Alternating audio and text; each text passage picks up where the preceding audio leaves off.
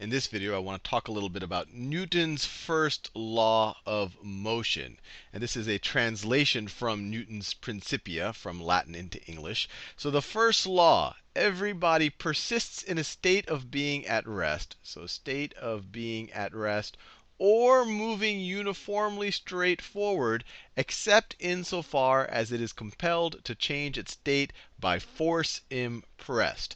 So another way to rephrase what they're saying is that if there's something, everybody persists, so everything will stay at rest or moving with a constant velocity unless it is compelled to change its state by force, unless it's acted on by a force, especially an unbalanced force. And I'll explain that in a second. So if I have something that's at rest, so completely at rest, so and this is something that we've seen before. Let's say that I have a rock. Let's say that I have a rock someplace. I have a rock someplace, and it's laying on a field of grass. On a field of grass, I can keep observing that rock, and it is unlikely to move, assuming that nothing happens to it. If there's no force applied to that rock will just stay there. So the first part is pretty obvious. So everybody persists in a state of being at rest. I'm not going to do the second part, except insofar there's some force being applied to it. So clearly a rock will be at rest unless there's some force applied to it, unless someone here tries to push it or roll it or do something to it. What's less intuitive about the first law is the second part. Everybody persists in either being in a state of rest or moving uniformly straight forward, except insofar as it is compelled to change its state by force impressed.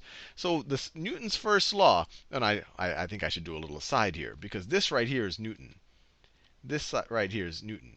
And if this is Newton's first law, why do I have this huge picture of this guy over here? Well, the reason is because Newton's first law is really just a restatement of this guy's law of inertia. And this guy, another titan of civilization, really, this is Galileo Galilei.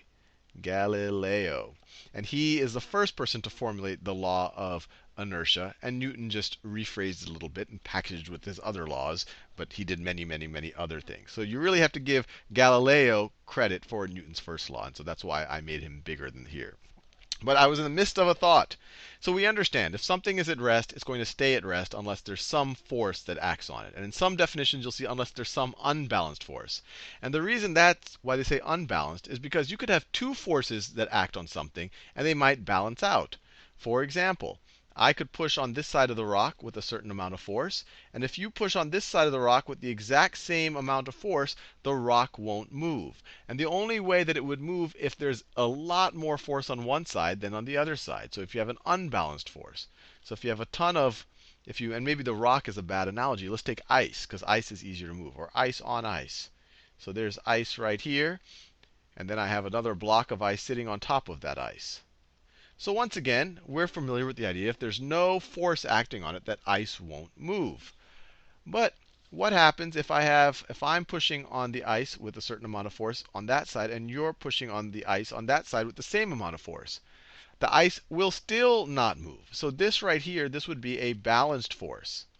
A balanced force. So the only way for the ice to change its condition, to change its restful condition, is if the force is unbalanced.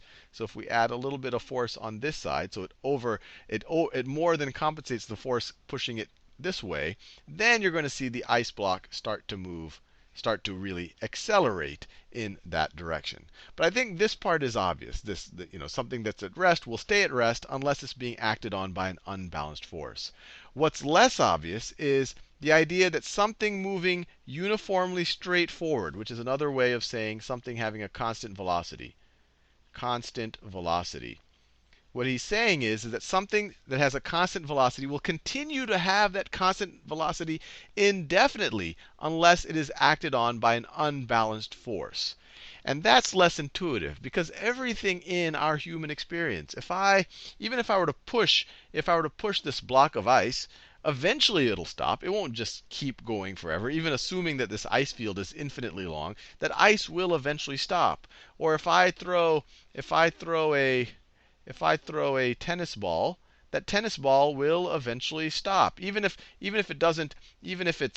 it'll eventually grind to a halt. Or if I roll a bowling ball, or if I anything. We've never seen, at least in our human experience, it looks like everything will eventually stop. So this is a very unintuitive thing to say, that something in motion will just keep going in motion indefinitely.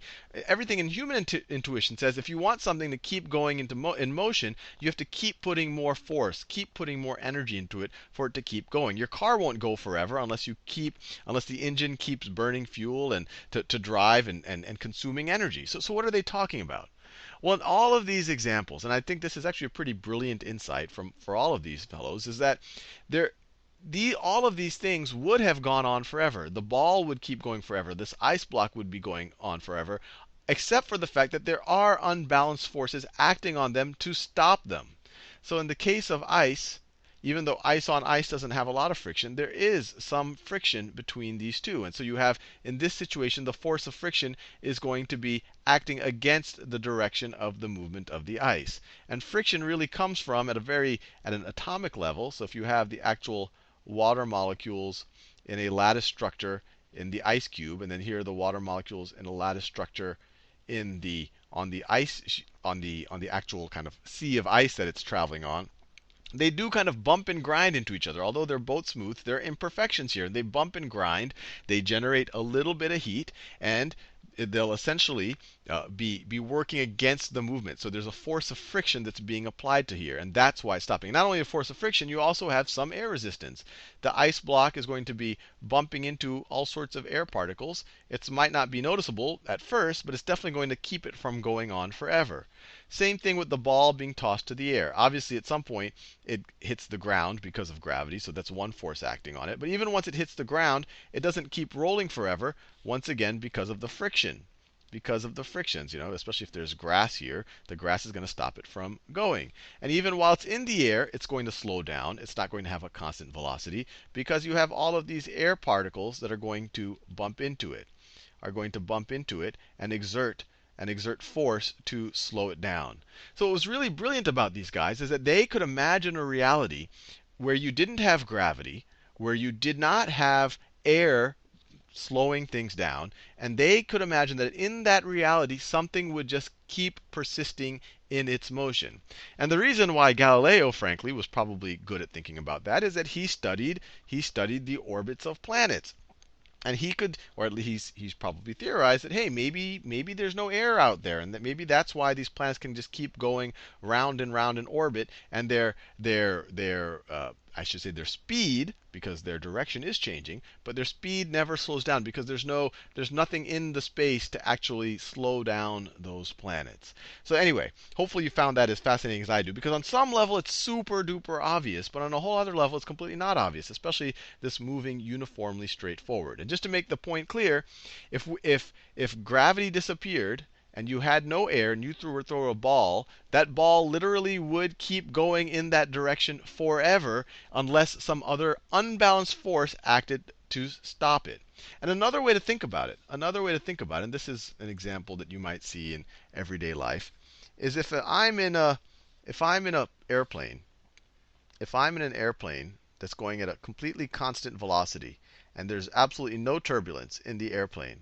So if I'm sitting in the airplane right over here, and it's going at a constant velocity, so constant velocity, completely smooth, no turbulence, there's really no way for me to tell whether that airplane is moving without looking out the window. Let's assuming that there's no windows in that airplane. It's going at a constant velocity and there's no turbulence. And let's say I can't hear anything, so I can't even hear the engines. There's no way for me to sense that the plane is moving, because from my frame of reference, it looks completely identical to if I was in that same plane that was resting on the ground. And that's another way to think about it, that it's actually very intuitive that they're similar states, moving at a constant velocity or being at rest. You really can't tell whether you're one or the other.